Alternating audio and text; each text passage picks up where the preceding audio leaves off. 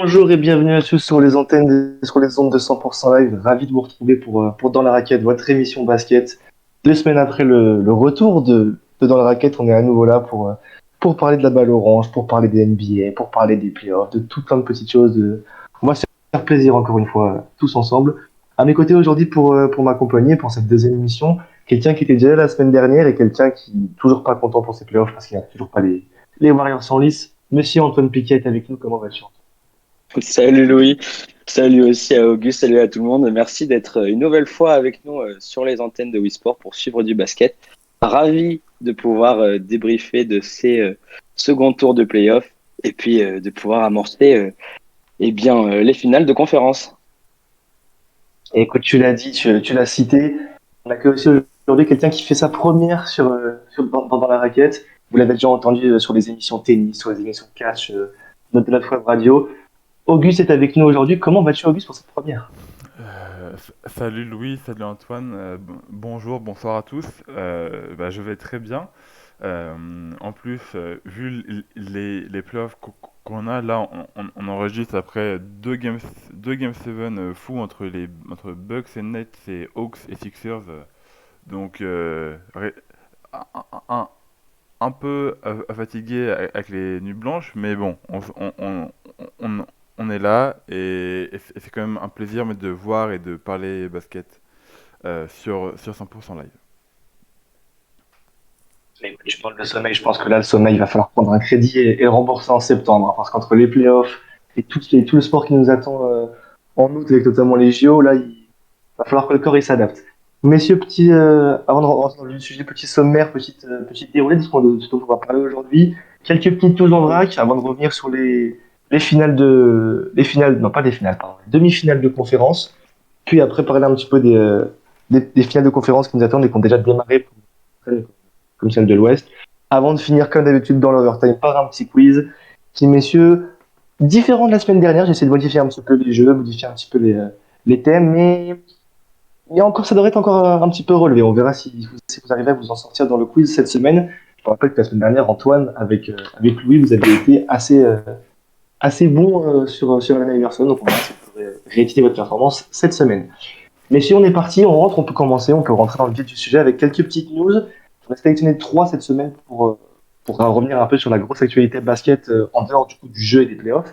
La première très importante, c'est l'officialisation du transfert de Kemba Walker, qui du coup quitte Boston et part en direction d'Oklahoma City, dans un échange impliquant notamment Al Horford, qui lui fait le chemin inverse et reviendra à Boston, et aussi quelques pics de draft qui sont impliqués, notamment le 16e choix de Boston cette année, ou encore d'autres petits assets.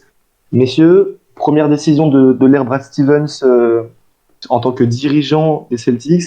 C'est un transfert qui arrive très très tôt dans la saison, vu que les playoffs ne sont même pas encore finis. Qu'est-ce que vous pensez de cet échange? Est-ce que vous pensez que c'est un échange gagnant-gagnant? Est-ce que vous pensez que c'est un aveu de faiblesse par rapport à l'arrivée de Kemba Walker il y a quelques années? Est-ce que vous pensez que Donnez-moi un petit peu votre avis général sur votre sentiment sur cet échange un peu surprise. Je pense que Brad Stevens est très bien placé pour savoir ce qu'il fait, étant donné qu'il a coaché Kemba Walker. Son arrivée en grande pompe depuis Charlotte, pour ma part, je n'ai jamais trouvé ça convaincant.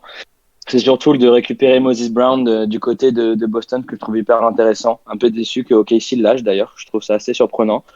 Donc pour ma part, Boston est légèrement gagnant et le Thunder continue son opération tanking en récupérant deux tours de draft supplémentaires. Donc Sam Presti est content. Oui, oui. Auguste, peut-être un avis aussi là-dessus, peut-être plutôt du côté du Thunder, qui du coup récupère Kemba Walker, un joueur qui Ouais. devrait être titulaire, qui pourrait priver de temps de jeu de Théo Maldon. Qu'est-ce que tu penses un petit peu de ce transfert du point de vue du Thunder? Moi, je suis pas vraiment d'accord avec Quentin. Je trouve plutôt que c'est le Thunder qui est gagnant avec ce trade parce que bon, à la Sam Presti, bah, tu récupères encore enfin, des picks de draft. Donc bon, ta, ta reconstruction est assurée. Et en plus, Kemba Walker, même si depuis sa blessure, il est jamais vraiment revenu à son meilleur niveau, ça reste un bon joueur en NBA, enfin, qui peut vraiment, enfin, un peu comme Chris Paul l'a fait avant, mais dans un autre registre, mais qui pourrait aider les jeunes et vraiment en association avec Shai, pour élever le Thunder. Alors, je ne sais pas s'ils vont vouloir encore tanker la semaine, la semaine, la saison prochaine, ou si ils viseront play-in, play-off. Mais en tout cas, je suis très curieux de ce que peut apporter Kemba Walker à OKC et vivement la saison prochaine pour qu'on puisse voir ça et son association avec Shai Gilgeous Alexander. Et c'est juste un mot rapide du coup sur le côté des Celtics, c'est le retour d'Alorford qui avait déjà évolué près de Boston, qui était parti en 2017, et plus ou moins le départ d'Alorford correspondait à ouais, une perte de pivot des Celtics qui depuis ont vagabondé entre Enes Kanter et d'autres petites options. Est-ce que c'est aussi un aveu de faiblesse de la part du système qui avait mis en place Brad Stevens de jouer sans réel intérieur? Ouais, je pense un peu, il a dû se rendre compte que c'était pas forcément la bonne solution. De toute façon, on l'a vu en comparaison avec Houston que l'ultra small ball n'est pas forcément encore très intéressant au sein de la ligue, même si on a une tendance à jouer avec de moins en moins de grands joueurs et de plus en plus de joueurs à droit avec leurs deux mains. Mais le retour d'Al Horford, je suis pas sûr qu'il soit conservé l'année prochaine. On verra ce que veulent en faire les Celtics. Ils l'ont déjà trade une fois, pourquoi pas une deuxième? Écoutez, messieurs, on suivra ça attentivement dans bon, la saison prochaine, tout simplement, parce que non, je pense que l'échange n'est pas encore officiel, il sera officialisé d'ici la fin des playoffs. Mais ouais, on verra ce que ça donne la saison prochaine. Et en parlant de saison prochaine, on a eu une grosse information aussi qui est tombée il n'y a pas si longtemps que ça, avec le départ de Rick Carlisle de Dallas, lui qui officiait, qui était en poste depuis maintenant plusieurs saisons. Je crois que c'était le quatrième coach avec le plus d'ancienneté dans la ligue en termes dans une seule et même franchise. Rick Carlisle qui a donc décidé de quitter Dallas et de prendre un nouveau départ. Un nouveau départ qui sera aussi pour les Mavericks qui devront trouver un nouveau coach et un nouveau GM après le départ de Don Nelson il y a quelques semaines maintenant. Auguste, toi qui es un suiveur avisé des Mavs, toi qui es un fan de Luka Doncic, qu'est-ce que tu penses de cette décision et comment vois-tu un petit peu le futur pour Dallas? Bah, en effet, en tant que supporter des Mavericks, c'est un peu le flou et le bazar, on va dire, en ce moment. Bah, je pense que là, comment dire, les idées de Mark Cuban sont claires, hein. Il veut totalement reset le projet Mav. Il veut vraiment, enfin, il veut tout faire pour que sa superstar Luka Doncic soit au centre de tout et vise une grosse place en saison régulière après une grosse perf en playoff dès la saison prochaine.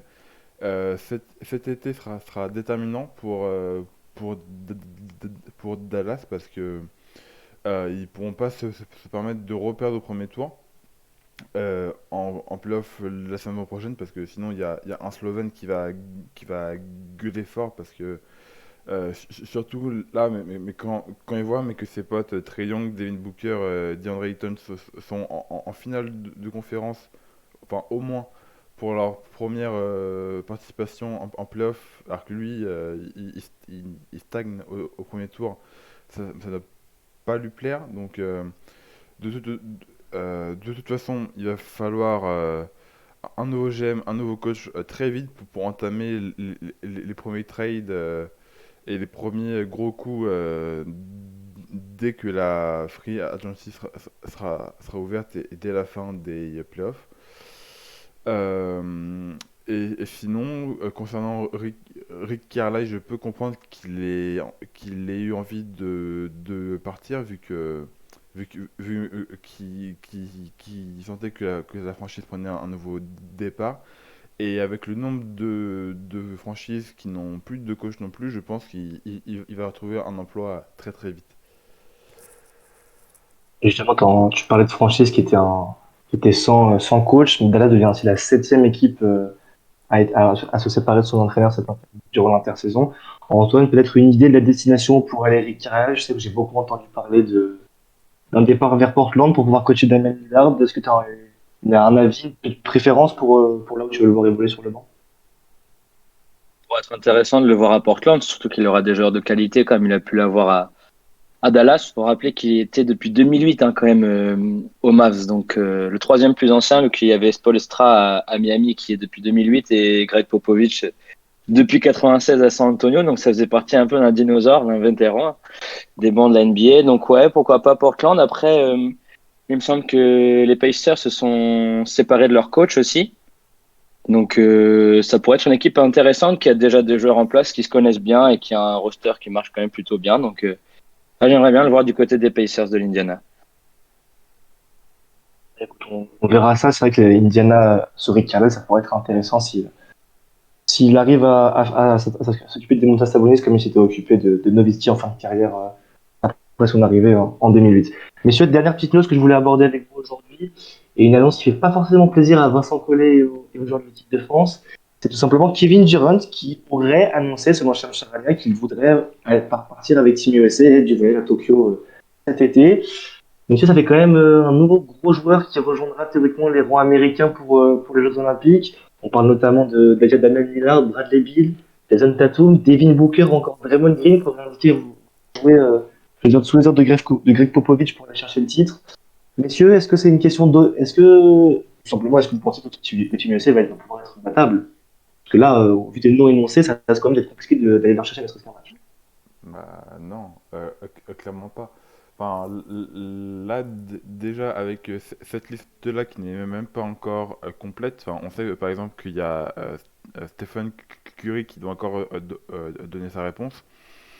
Euh, mais rien qu'avec les noms mais que tu as dit, Louis, mais ça suffit amplement à aller remporter l'or très facilement. Enfin, on sait mais que les États-Unis et la France sont dans la même poule. Et au dernier mondiaux, la France avait battu les États-Unis. Bon, certes, c'était pas l'équipe A, mais ils l'ont quand même battu. Il y aura peut-être un esprit de revanche. Et bien qu'on ait aussi en France quelques joueurs NBA comme Rudy Gobert, Evan Fournier ou Nicolas Batum, je pense que ça va être trop léger pour les contrer. Et je pense que Team USA va aller au bout en mettant plus 20, plus 30 à tout le monde et va aller chercher une médaille d'or pour les États-Unis sans trop forcer. Antoine, pas trop de surprise, je pense, dans ta réponse, mais est-ce que tu es d'accord? Est-ce que tu penses aussi qu'il y avait une question d'honneur, peut-être, après une élimination beaucoup trop prématurée en 2019 de la Coupe du Monde? Ouais, clairement, il n'y aura pas de surprise. Les États-Unis veulent reprouver que leur élimination était une anomalie la dernière fois. Ça a peut-être dû discuter un peu au sein de la Fédé aussi. Ils ont peut-être dû se dire, bon les gars, vous êtes bien gentils, mais vu le pool de joueurs qu'on a, on devrait être capable de gagner tous les 2 ans. Donc, je pense que les États-Unis iront au bout sans trop de problèmes. D'ailleurs, c'est bien qu'on se les tape dès les poules, comme ça éviterait de les avoir sur le chemin jusqu'aux éventuelles finales. Alors, on sait que le tournoi sera dense et long, mais ça nous enlève une épine du pied. Et quant à Stephen Curry, les discussions sont encore en cours parce qu'il souhaiterait travailler tout l'été avec Klay Thompson pour revenir en forme l'année prochaine avec les Warriors. Donc, avoir sa décision, mais rien que la liste que l'on a déjà, on peut être quasi sûr que les USA iront au bout. Et messieurs, on espérera très fortement que même si Team USA va au bout, la France puisse ramener une petite médaille de Tokyo, parce que la France aussi a un groupe assez intéressant, et comme tu dis, l'avantage, entre grandes guillemets, d'affronter les USA dès le début, c'est qu'on risque de ne pas recroiser leur chemin la finale, si je ne dis pas de bêtises, ou du moins d'avoir une partie de tableau dégagée de l'ogre américain. Messieurs, on a fait le tour un petit peu au niveau des news, des principales news que je voulais qu'on aborde ensemble, je voulais qu'on discute. On va pouvoir se focaliser sur les demi-finales de conférence qui se sont définitivement achevées hier. On va commencer par la série la moins serrée et celle qui s'est achevée en première. La seule qui s'est terminée en 4 matchs avec le sweep des Suns contre les Nuggets. Une série que personnellement j'attendais peut-être un petit peu plus serrée. mais des Suns qui ont littéralement déroulé autour d'un Chris Paul très impactant, d'un collectif assez fort. Messieurs, est-ce que vous avez trouvé est-ce que pour vous, au vu de cette série, la performance précédente des Suns contre les Blazers, Phoenix est désormais le favori au titre final cette année en NBA? Hmm. C'est compliqué, mais maintenant que qu'il n'a plus que quatre équipes, cha- chacune a sa carte à jouer. Mais pour revenir sur la demi-finale, en effet, je voyais les Suns passer, euh, en 6. Et là, les voir mettre un 4-0 aux Nuggets et à Nikola Jokic, qui est quand même le MVP en titre, ça a été une grosse surprise. Après, Chris Paul et David Booker ont été phénoménaux encore. Et comme le reste de l'équipe, avec un collectif très très soudé. Et puis, je trouve que c'est le parfait mélange entre jeunesse et expérience. On a Chris Paul et Jake Crowder qui, qui ont l'expérience. Jake Crowder a été en finale NBA l'année dernière avec Miami. Il connaît la route. Chris Paul, bon, il est là depuis très longtemps en NBA, même s'il est jamais allé très loin en playoff à cause de ses blessures. Mais il a quand même une expérience folle. Et puis après, Booker et Ayton font largement le taf pour leur premier playoff. Malgré leur jeune âge, c'est pas un frein. Et ils montrent avec de la folie et un peu d'expérience, on peut aller très loin. Et je pense qu'ils peuvent aller encore très très loin dans ces playoffs. Antoine, est-ce que tu as un petit peu le même sentiment? Est-ce que tu penses que les Suns étaient tout simplement au-dessus? Est-ce que tu as été déçu par la performance de Denver aussi, qui, comme on le disait, avec quand même Jokic, le MVP en titre dans ses rangs? Déçu de la performance globale de Denver. Après, il faut rappeler la circonstance majeure atténuante avec l'absence de Jamal Murray qui a été blessé pendant tous ces playoffs. Donc déjà en soi, la fête de gagner 4-2 contre Portland, c'était déjà une belle affaire, sachant que Campazzo en poste de guard, c'est un peu moins fort quand même. Mais c'est vrai que la performance contre Phoenix, de pas en prendre un seul, malgré un énorme Jokic qui nous sort notamment un triple-double de l'espace, il me semble que c'est au match 3.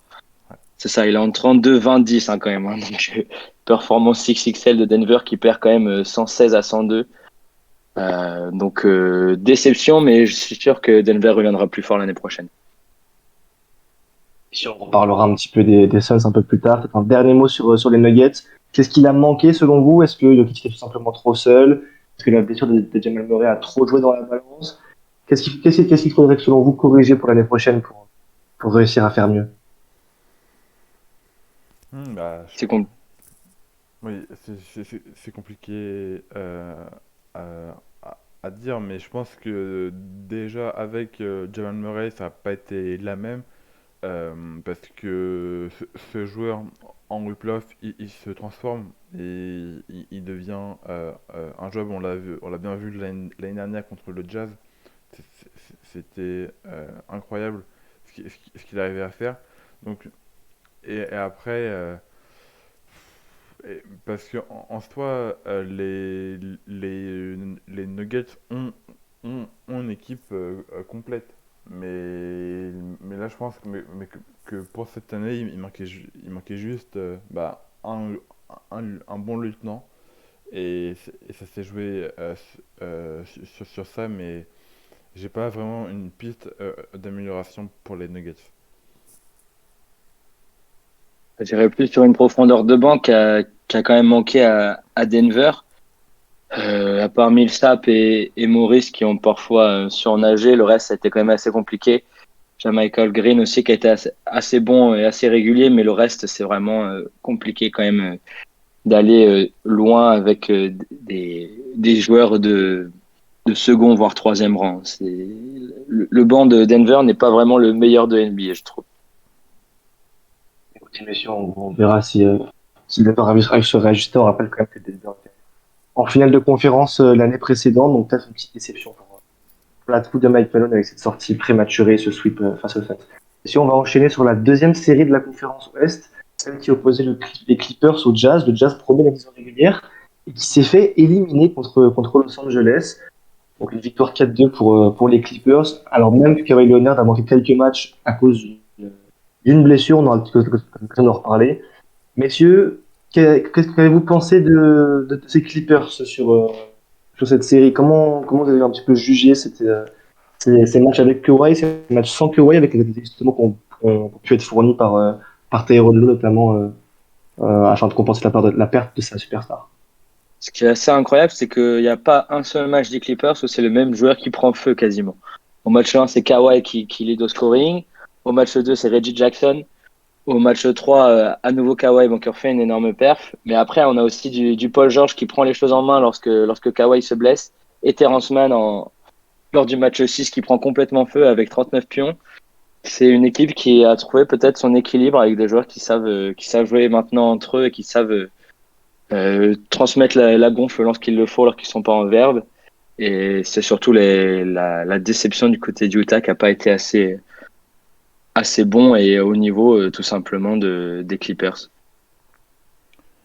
Oui, mais moi là, ce que j'adore avec cette équipe des Clippers, c'est que pendant très longtemps, bah, c'était Choke City, hein, encore l'année dernière, et là, ils arrivent deux fois, ils sont menés 2-0, et à chaque fois, ils en montent, enfin, et même contre les Mavs, ils sont menés 2-0 et 3-2, et pourtant, ça passe en 7 avec un énorme Kawhi.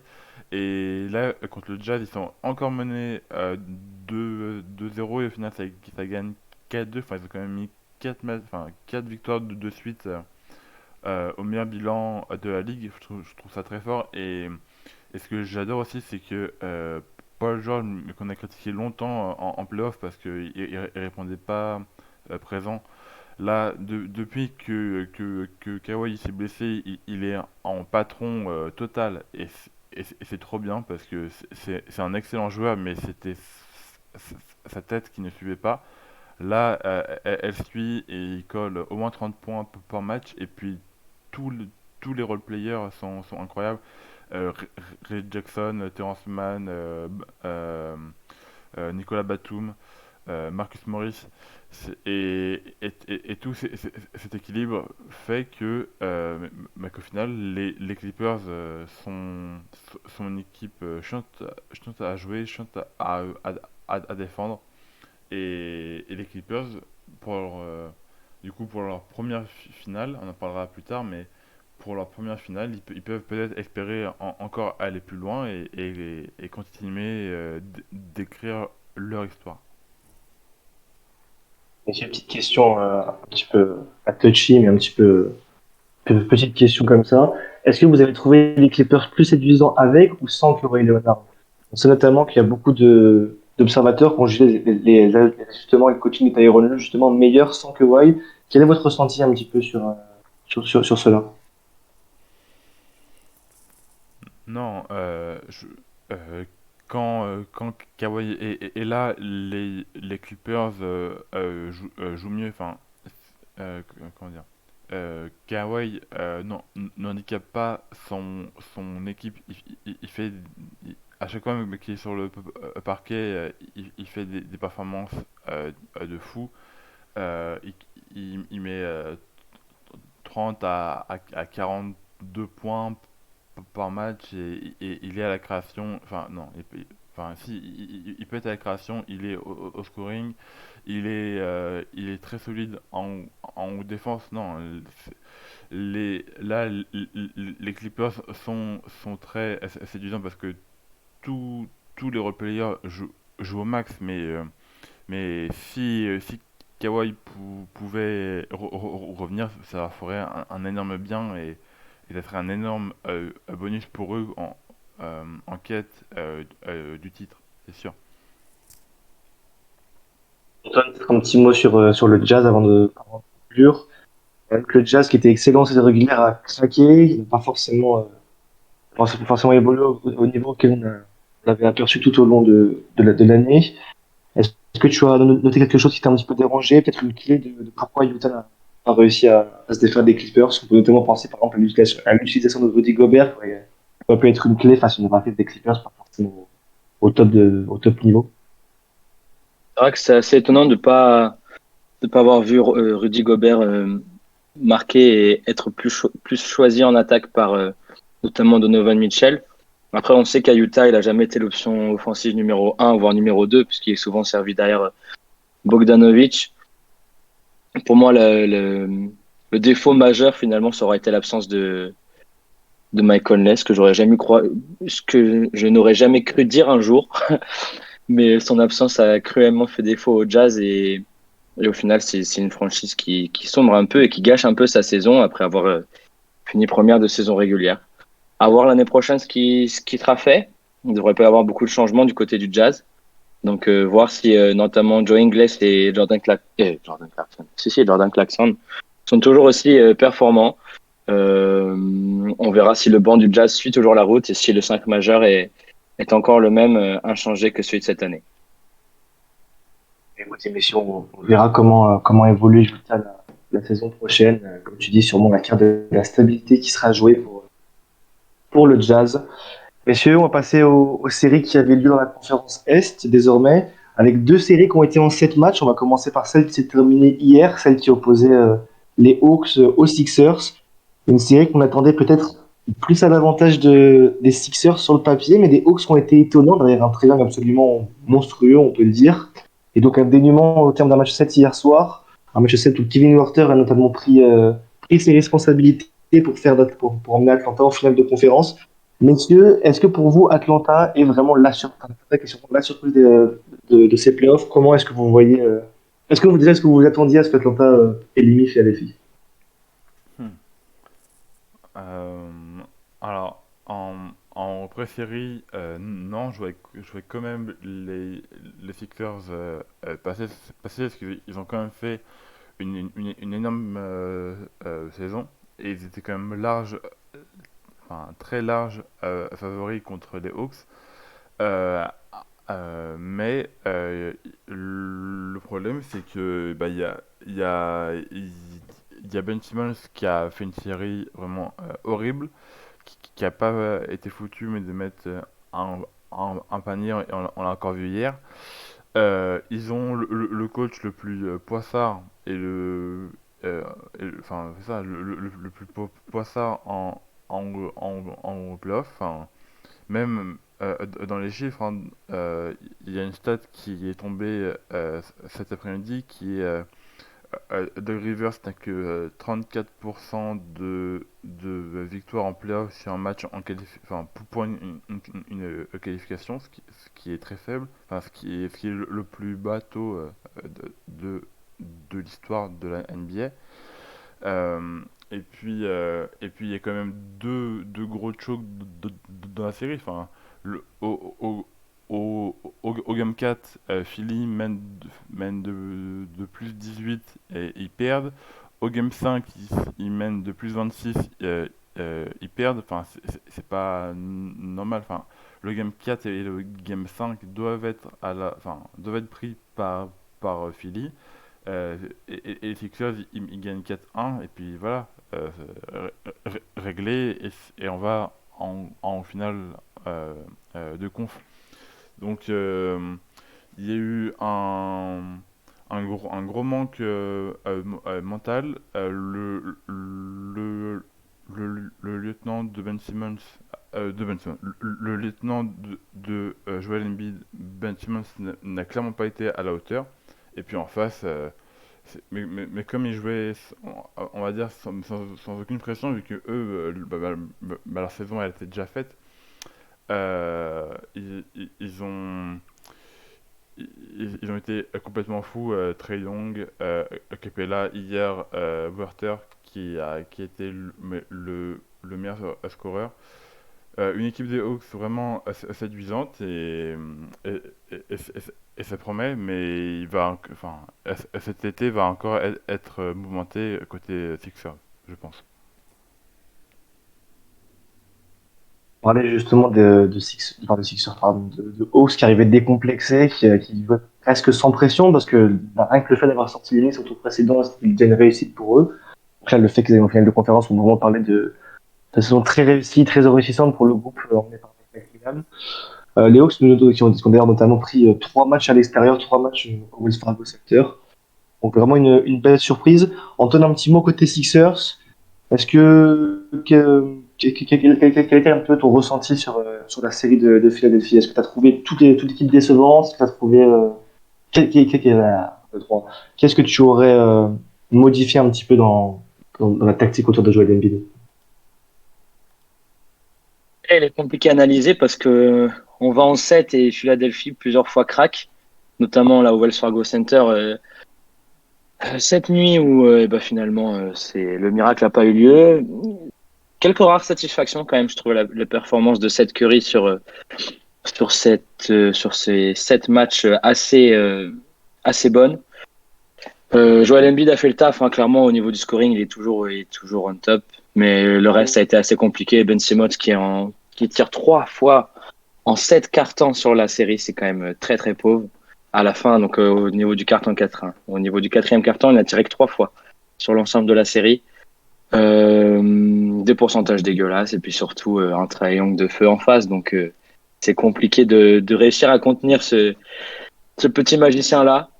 L'utilisation de Joel Embiid n'a pas toujours été aussi optimale, j'ai trouvé, par son coach. Ça a été parfois un peu bancal, parfois pas servi au bon endroit. Parfois, il fallait qu'il remonte la gonfle tout seul. Enfin, c'était assez compliqué, j'ai trouvé, de pouvoir l'encadrer. Déception aussi de la part de Tobias Harris, que j'ai pas trouvé aussi tranchant qu'en saison régulière, où il a été carrément dans la course au All-Star en début d'année. Enfin, en tout cas, même en All-Star, même pire que ça, en MVP, il était dans la course en tout début d'année. Donc, compliqué pour Philadelphie. Trust the process s'éloigne encore un peu plus. Encore une année à regarder les finales depuis le canapé. Et puis, il va falloir commencer à penser à l'avenir parce que ces jeunes joueurs ne le sont plus trop. Et puis, au bout de 4 ou 5 ans ensemble, il va falloir commencer à imaginer d'autres associations pour faire grandir encore un peu plus les Sixers. Messieurs, juste un petit mot, on a parlé de performance un peu décevante de Ben Simmons. Un rapide mot sur son avenir. Est-ce que vous pensez qu'il reste? Est-ce que vous pensez qu'il va se faire transférer durant la prochaine intersaison? La déclaration de Doc Rivers à son sujet, en tout cas, est très déplacée, je trouve, à mon sens, à la fin du match 7. Et je ne serais pas étonné que si c'est lui qui reste le coach des Sixers l'année prochaine, il soit transféré. Écoutez, messieurs, on va plus loin. Non, Auguste, tu voulais rajouter quelque chose sur Ben Simmons? Non, non, je suis assez d'accord avec Antoine sur ce point-là. Mais en tout cas, si les Sixers ont l'occasion, euh, j'espère qu'ils vont se, se, se séparer de Doc Rivers, parce que certes, il fait une régulière folle, mais ce nouveau choke en playoff, c'est pas possible, enfin, surtout pour une équipe qui vise le titre. C'est pas possible. Donc, bon, à voir, mais cet été promet d'être aussi très, très mouvementé et très intéressant côté Philadelphie. Messieurs, on va pouvoir terminer ces reviews des finales de conférence avec la dernière, celle dont nous n'avons pas encore parlé. Celle qui opposait les Bucks aux Nets, une série que je trouve qui était aussi agréable en 7 matchs, avec un match 7 absolument hallucinant. Un duel entre Giannis Antetokounmpo et Kevin Durant qui nous a régalé tout au long de la série, notamment dans ce fameux match 7.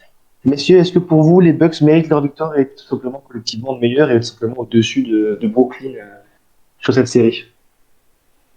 Euh, bah, est-ce que les Bucks mettent leur qualif? Oui, parce que au final, ils se battent, ils sont menés 2-0, ils reviennent, à la maison, ça ne craque pas. Euh, Middleton fait un Game 6 juste hallucinant, mais comme il sait très très bien le faire, mais dans les moments chauds, parce qu'à ce moment-là, les Nets menaient 3-2. même si au final on retiendra mais que cette série c'est joué sur un orteil, enfin sur une pointure en trop de Kevin Durant mais qui mord vraiment euh, euh, d'un d'un bout de chaussure euh, la ligne à 3 points et que du coup bah, son shoot franchement phénoménal compte pour 2 au lieu de 3, mais malgré ça, les Bucks sont assez sérieux, ils sont allés en prolongation en voulant gagner et ils ne se sont pas fait manger par la pression. Et même si c'était pas, même si les Nets n'étaient pas au complet vu que Irving était blessé et que Harden revenait de sa blessure euh, et, et que Joe Harris apparemment jouait contre eux aussi, euh, c'est compliqué. Mais bon, les Bucks ont saisi leur opportunité. Ils ont quand même gagné un Game 7 à Brooklyn en prolongation dans un match franchement peut-être all-time. Enfin, on n'a pas encore le, le recul nécessaire, mais c'était un grand match de basket. Et donc oui, les Bucks méritent. En plus là, ils sont contre les Hawks, donc ils sont favoris pour aller en finale NBA pour la première fois sous l'ère Giannis et ça peut être grand et hâte de voir la suite. Voilà, un mot peut-être sur les Nets. On a parlé notamment des problèmes de blessures. On sait qu'il Durant était un petit peu esselé pour ne pas dire totalement seul. On a aussi vu des problèmes peut-être dans les choix de tactique de Steve Nash qui a laissé au placard ses intérieurs. On a très peu vu d'Andre Jordan, on a très peu vu Nicolas Claxton sur le terrain. Et des Bucks vont en profiter pour investir la raquette. Qu'est-ce que tu as pensé un petit peu des Nets? Est-ce que tout simplement les blessures ont fait que Brooklyn ne pouvait simplement pas rivaliser face à Milwaukee? Brooklyn avait les armes pour rivaliser, en tout cas largement offensivement, un peu moins défensivement. Je m'attendais vraiment à une série où on allait avoir beaucoup plus de scores type All-Star Game. On a quasiment aucune franchise qui a dépassé les 120 points sur l'ensemble de cette série, sur l'ensemble des 7 matchs. Juste Brooklyn au match 2 qu'on avait mis 125, une belle déculottée. D'ailleurs, ils avaient mis plus 39 à Milwaukee. Je m'attendais vraiment donc à quelque chose de plus offensif. Au final, Milwaukee a réussi à contenir les assauts de son adversaire. Giannis qui a été vraiment monstrueux sur toute la série, et ça on pourra jamais lui enlever. C'est un monstre ce grec. Simplement, je veux retenir aussi les blessures successives d'Harden puis d'Irving qui ont malheureusement vraiment trop pénalisé Brooklyn sur cette série où on pensait vraiment que les trois All-Stars allaient faire le café. En plus, avec un Blake Griffin retrouvé qui est très loin du boulet que se traînaient les Pistons il y a encore 6 mois. Lui, au contraire de Drummond, d'ailleurs, il a su rebondir avec brio et franchement, bravo à lui. Donc, bravo aux Nets pour le parcours. Malheureusement, les blessures les auront bien pénalisés quand même. Et ne serait-ce pas un retour de karma assez incroyable pour une franchise qui se disait super team. Juste rapidement pour conclure, tu parlais Antoine de super team et de problèmes de blessures. On leur laisse quand même une chance à ces Nets pour la saison prochaine en espérant que tout le monde soit au complet, que ça clique enfin entre les trois stars qui pourront peut-être, on l'espère, enfin jouer ensemble sur le même pari au même point. Bien sûr, Bien sûr, bien sûr. Vas-y Antoine. pour un, pour un fan de NBA, c'est quand même assez incroyable de voir 5 All-Stars. On pourrait avoir 5 All-Stars d'ailleurs sur les Nets, puisque DeAndre Jordan avait été All-Star une fois. Donc, si Steve Nash décidait d'aligner les 5 ensemble, ça ferait vraiment un truc de malade. Ce serait presque les Harlem Globetrotters. Mais en tout cas, de mon point de vue, je préfère largement voir une équipe qui sait jouer collectivement, serrer la vis quand il faut et miser et sur ses intérieurs et sur ses extérieurs pour l'emporter. Et sur cette série, je trouve que Milwaukee a presque plus mérité en fait que les Nets. Donc c'est une logique respectée. Écoutez, messieurs, on verra ça aussi la saison prochaine pour Brooklyn. On suivra ça avec attention, pardon, pas intention. Et à noter tout de même qu'aujourd'hui, on a appris que Spencer Dinwiddie, qui était du coup blessé cette saison avec Brooklyn, avait décliné sa plusieurs option et ça sera le marché. Ça fera donc un joueur de moins dans les pattes de Kevin Durant, Harden et Irving pour toucher le ballon. Donc, il y a une bonne nouvelle pour Dinwiddie et peut-être une bonne nouvelle pour les gestion du ballon du côté des Nets. Messieurs, on va se projeter maintenant sur les finales de conférence rapidement avec deux séries très alléchantes sur le papier, dont une qui a déjà commencé, c'est celle entre les Suns et les Clippers à l'ouest. Première finale de conférence pardon, de l'histoire de la franchise pour Los Angeles. En face des Suns qui, comme on le disait, se pose un petit peu en favori, peut-être dans cette série avec l'absence de Kawhi Leonard. Messieurs, le Game 1 a eu lieu hier. Il nous a déjà apporté quelques petits enseignements. Qu'est-ce que vous retirez pour l'instant de ce premier match de cette série entre Phoenix et Los Angeles?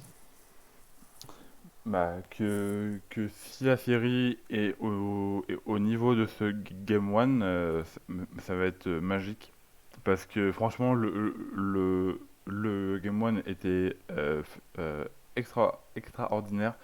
Parce que tout le monde était à fond. Même si Booker s'est allumé que en deuxième mi-temps, mais putain, quand il s'est mis à rentrer ses shoots et à rentrer dans le mode fire, et bah ça a fait beaucoup de mal aux Clippers.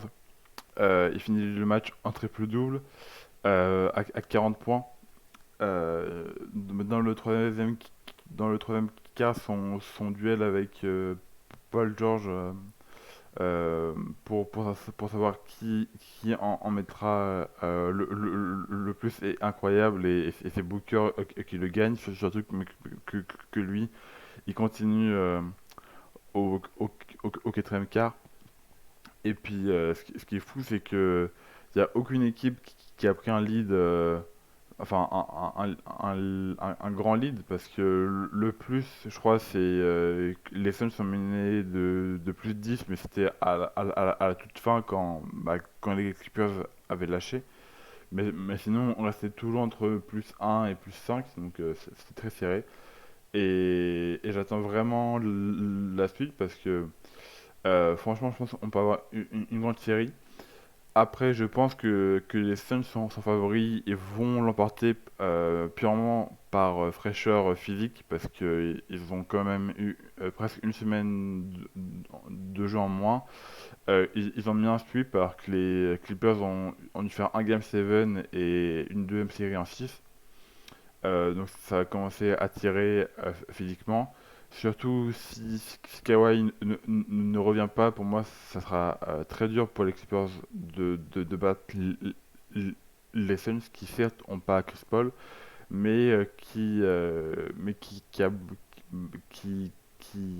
reviendra normalement en fin de série vers le Game 5 on va dire, s'il y a un Game 5 mais je pense que les Suns sont trop complets et trop frais physiquement pour, pour perdre. Donc, moi, je vois bien les Suns passer en 6. On en parlait tout à l'heure lorsqu'on parlait déjà de la série des Clippers contre le Jazz avec l'implication pas forcément optimale de Rudy Gobert dans l'attaque. Côté des Suns, il y a quand même un certain Bahaméen, DeAndre Ayton dans la raquette, qui pourrait être une des clés de cette série. Hein. On l'a vu notamment par séquence dans cette rencontre, qui pouvait appeler le ballon au poste ou aller chercher des positions pour mettre à mal Marcus Morris ou Nicolas Batum dans la raquette qui devrait du coup starter tout au long de la série. Antoine, du coup, est-ce que tu penses aussi que DeAndre Ayton peut être justement l'une des clés de la réussite pour Phoenix? En tout cas, je l'espère pour les Suns que ça va être une des clés parce que c'est vrai que ça peut être un sacré avantage s'il est utilisé à bon escient. Mais je suis sûr que le coach Monty Williams fera le nécessaire pour mettre Ayton dans les bonnes dispositions. Après, les Suns favoris, il faut faire attention. Les Clippers, on sait qu'ils sont capables de revenir des enfers. Ils l'ont déjà fait 2 fois, pourquoi pas une troisième. On sait que le fait que leur palmarès soit encore vierge peut jouer aussi dans l'histoire de la franchise. Ils ont envie de devenir importants et devenir la première équipe des Clippers à remporter un titre. Donc, je n'enterrerai clairement pas les Clippers. Après, c'est vrai que les Suns sont quand même assez incroyables. Avoir éliminé les Lakers et ensuite avoir fait une performance incroyable contre Denver, c'est quand même pas rien. Les playoffs, pour moi, sont déjà réussis pour Phoenix. À eux d'aller encore plus loin et d'emmener cette équipe qui est quand même magnifique. Pourquoi pas au bout? On sait que les Payne et tout ça ont travaillé dur pour revenir à ce niveau et ça serait clairement mérité pour toute l'équipe. Ouais, comme tu le disais, peut-être à faire attention à ne pas négliger l'impact de certains joueurs côté Clippers, comme par exemple Paul George qui a fait un grand match hier et qui a montré qu'en l'absence de Kawhi Leonard, il pouvait quand même redevenir playoff P et prendre ses responsabilités. Mais si on va rapidement enchaîner sur la dernière série dont on doit parler, l'autre finale de conférence, celle qui opposera donc les Bucks aux Hawks, avec d'un côté des Bucks qui semblent enfin en mesure d'enfin accéder au final des conférences sous l'ère Giannis face à des Hawks qui devraient arriver décomplexés, comme on le disait auparavant, qui n'ont aucune pression, qui sont véritablement la belle histoire de ces playoffs. Messieurs, est-ce que vous pensez qu'Atlanta peut encore créer l'exploit et encore le faire après avoir sorti consécutivement de New York et surtout Philadelphie? Bah, je pense que mais qu'ils vont se donner à fond et croire en leur chance, mais là, je pense que les Bucks, mais ça va être trop fort. Parce que de l'autre côté, il y a aucun blessé, tous les joueurs majeurs sont là. Euh, je pense que là, Yanis, il est conscient mais de l'opportunité qu'il a pour aller en finale NBA. Parce que il s'attendait à avoir Sixers plus Embiid, Simmons, Harris, c'est une grosse défense. Là, il a les Hawks.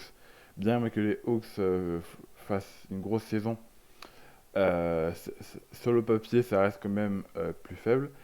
Après, faut se méfier maintenant des Hawks. Il y aura forcément un match ou deux où Trae Young va encore faire un grand spectacle et poser beaucoup de problèmes aux Bucks.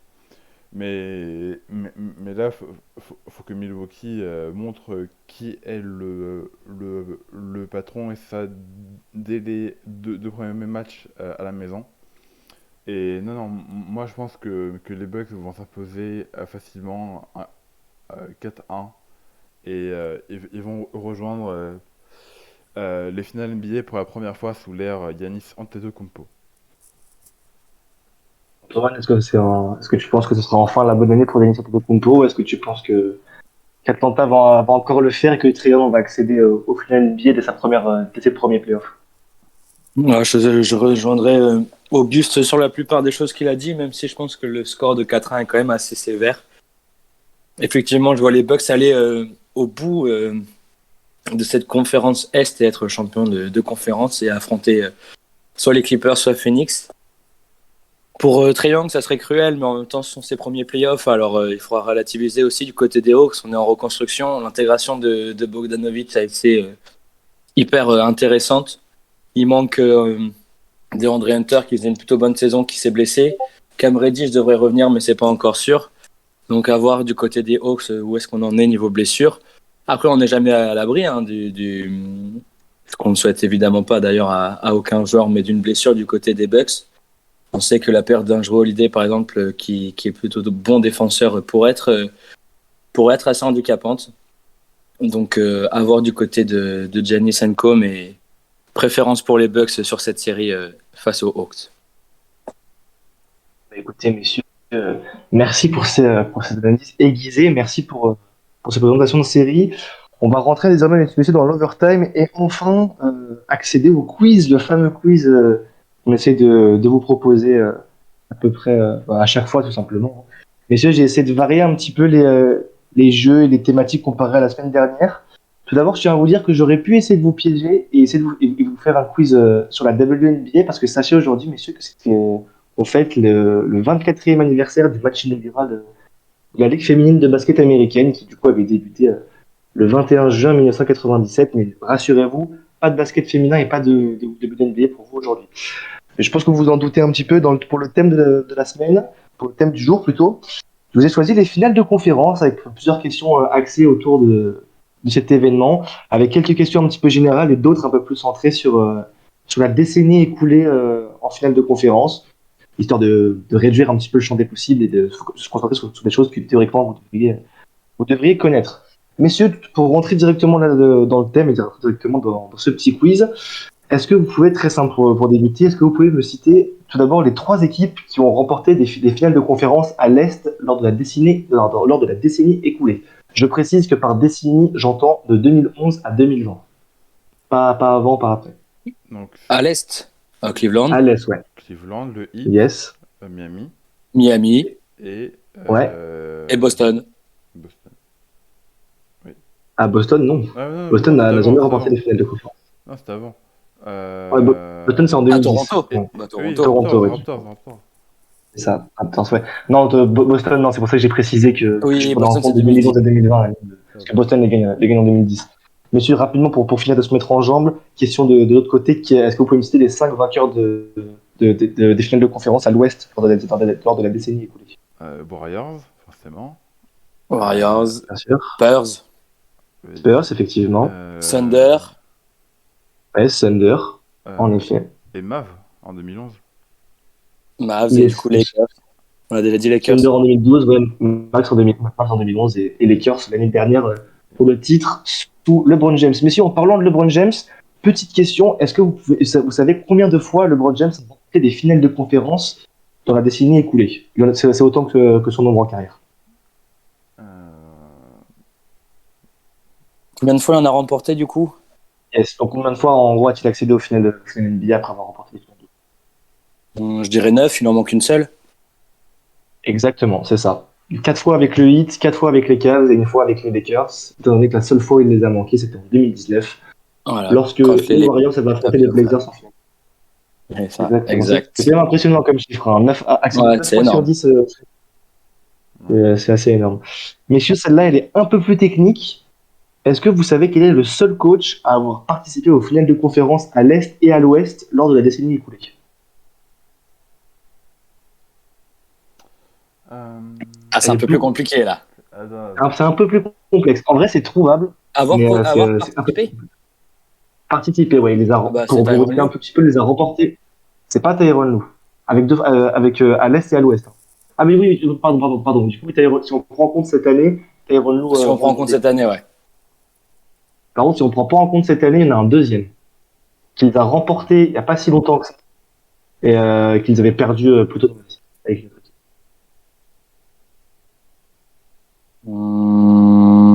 C'était l'année dernière, c'était Frank Vogel du coup, avec les Lakers. Exactement. Frank Vogel qui les remporte l'année dernière en 2020 avec les Lakers et qui auparavant ils avaient perdu 2 fois Avec les avec les Pacers. Pacers en 2012 puis en 2013 face aux Heat. C'est vrai que j'avais C'est pas pensé ça. à Tyronn Lue Qui rentre dans le circuit. qui rentre dans le circuit, il rentre dans le cercle. Grand Tyronn Lue, grand coach. Grand coach. Messieurs, encore 2 petites questions sur la décennie écoulée. Est-ce que vous pouvez me citer étant donné que les Clippers vont maintenant participer au final de conférence pour la première fois de leur histoire, est-ce que vous pouvez me citer les 2 seules franchises à n'avoir jamais participé au final de conférence dans toute l'histoire de leur, dans toute l'histoire, simplement? hmm, Ah, c'est le plus compliqué là. attends. Il n'y en a que 2 qui n'ont jamais accédé au final de conférence. Ouest et Est Petit indice, confondus. yes. Et petit indice du coup par rapport à ça, c'est les 2 franchises sont à l'ouest. Ils sont à l'ouest? Les 2 franchises sont à l'ouest. Hmm. Non, les Kings font est-ce qu'il y a les Pélicans? Effectivement, il y a les Pélicans. Hornets devenu Pélican, effectivement. Qui n'ont jamais participé, entre autres parce que c'est une des franchises les plus récentes. C'est l'histoire de la NBA. Et les Pélicans, ils vont. Autant pour moi, j'ai fait une erreur dans ce que j'ai dit tout à l'heure. Il y en a C'est une à à l'ouest l'Est, c'est les Hornets. Pélicans. Pour les Charlotte Hornets. Exactement, c'est à l'est, c'est les Hornets. Ah bah voilà. Perturbé par le nom Hornets, c'est C'est ça, je me disais. Oui, mais non, mais en dessous, j'ai lu Hornets, j'ai lu New Orleans Hornets et Charlotte Hornets. On a quand même un pas dénominateur de- commun voilà. à ces 2 franchises. En gros, les deux équipes s'appelant ou s'étant appelées Hornets n'ont jamais accédé au final de conférence. Messieurs, peut-être non, ça va être un petit peu compliqué. J'ai pas envie de vous piéger non plus. On va finir sur un dernier petit jeu. C'est peut-être le plus dur. On verra si vous y arrivez. Je l'ai appelé Remplir l'effectif et je vais tout simplement vous demander, parmi déjà pour situer un petit peu, parmi les quatre du coup, équipes qui se retrouvent en finale de conférence cette année. Donc les Clippers n'ont jamais été. Les Ouais. Bucks y ont été il y a pas si longtemps que ça. Les Suns n'y ont jamais été depuis 2009-2010. Et les Hawks n'y ont pas été depuis 2014-2015 et une défaite contre les Cavs. Messieurs, je vais vous demander de choisir entre les Suns 2009-2010 et les Hawks 2014-2015. Quelle équipe vous pourriez essayer de me refaire l'effectif, de me donner tous les noms qui composaient cet Aucun. effectif. Oh là là. Aucun. Aucun. Au moins quelques petits joueurs. Ouais, On va non, essayer quelques petits joueurs. je pense que j'aurais plus de chance chez les Hawks parce que euh, j'ai quand même deux, trois noms en tête, mais comme je ne regardais pas encore à cette époque, Bon, bah, je prends les Suns alors. j'ai aucun souvenir. En vrai, choisissez, prenez-en une à deux parce que vu que c'est un petit peu compliqué, partez tous les deux sur la même et On essayez fait Atlanta? Ok. tentons Allez. Atlanta. Évidemment, j'aurais pu vous proposer aussi les Bucks il y a quelques années, mais je pense que ça aurait été un poil trop simple parce que l'effectif a évolué, certes. Mais Oui. plus marrant de faire l'Ox. Messieurs, donc, du coup, saison 2014-2015, Hawks face aux Cavs en finale de conférence. Quel joueur vous pouvez me citer de l'effectif des Hawks? Alors, 2014-2015, hein. ouais, il C'est y a ça. Jeff Teague, Ouais. Et, Effectivement, il y a et Jesse Kyle Garnett. Korver à ce moment-là. il y a. Et Kyle Korver aussi, effectivement. Est-ce que Lou Williams y est déjà? Non, Lou Williams n'y était pas. Il était encore. Ok. Je pense qu'il était au Rockets à ce moment-là. Ok. Je dis pas de bêtises. Il n'y avait pas à Ford? Effectivement, il y avait Horford dans la raquette. Ah ouais. Effectivement. Et Ils finissent je combien? pense que Atlanta, ils finissent finissent, combien ils en finissent saison régulière? premier ou Ils deuxième? finissent premier, ouais. Premier de la conférence. Premier. Je, Ah, c'est je, compliqué, je, hein. je pense objectivement que vous pouvez encore trouver peut-être deux, trois noms. Il y en a deux, trois qui sont encore facilement trouvables. Ils avaient qui Ouais, en rookie? Je sais plus. juste pour répondre à la question précédente, à l'époque, Lou Williams était encore chez les Raptors. Il vient d'arriver chez les Raptors pour une saison avant de partir aux Lakers l'année d'après. Eh ben, si, il y a Dennis Schroeder, il a été drafté par les Hawks, lui, non? Effectivement, il y a Dennis Schroeder. Dennis Schroeder est là. Et puis, ok, Dennis Schroeder, bon, après, ça va être compliqué, non? Alors, il y en a encore un que vous pouvez trouver. Je peux vous dire que c'est un intérieur qui joue actuellement à Denver. Qui joue à Denver. Millsap? À Denver, Millsap? effectivement, Paul Millsap. Ok. Paul Millsap, c'est ça. Merci C'est ça. parce que Allez, sans indice, c'est mort. ouais, mais sans indice, c'est assez compliqué. Je vous donnerai l'effectif complet juste après. Je pense qu'il y a un dernier que vous pouvez trouver. Ah, Si je si, vous je dis un pense. joueur, je t'en prie, dis-moi. Avant que je vous aide. Il est passé par les Warriors il y a pas longtemps, non? Alors, je pensais pas à celui-là, mais oui, celui Là, dont il est tu parles. encore d'ailleurs. Il doit y avoir Ken Bazemore, non? Il y a Ken Bazemore, effectivement. Ouais, Ouais, il a c'est joué pas longtemps. En vrai, vous vous débrouillez plutôt bien. C'est assez compliqué. Je pense que le dernier que vous pouvez trouver, si je vous dis un joueur suisse qui est passé par la NBA, Oh là, je pourrais pas te dire, alors là. Bah, en Suisse, il n'y a que Capella, mais c'est pas lui. Il est encore. pas Capella, avant. Un joueur qui, Mais dans sa c'est carrière, le est passé par. C'est le seul Suisse que je connais. Mais non. Ouais, passé notamment par le Thunder pendant 5 ans, et après son passage chez les Hawks au Jazz puis aux Rockets. Ça vous dit rien? Non, non. Non, c'était Thabo Sefolosha. Ok. C'est technique. Il est encore en Rockets, C'est lui? technique. Non, non, il a mis fin à sa carrière, mais sa dernière équipe Ah, ouais, ok. dernière équipe, c'était les Rockets. Juste pour vous faire un petit point, au final, je vais compter combien vous avez réussi.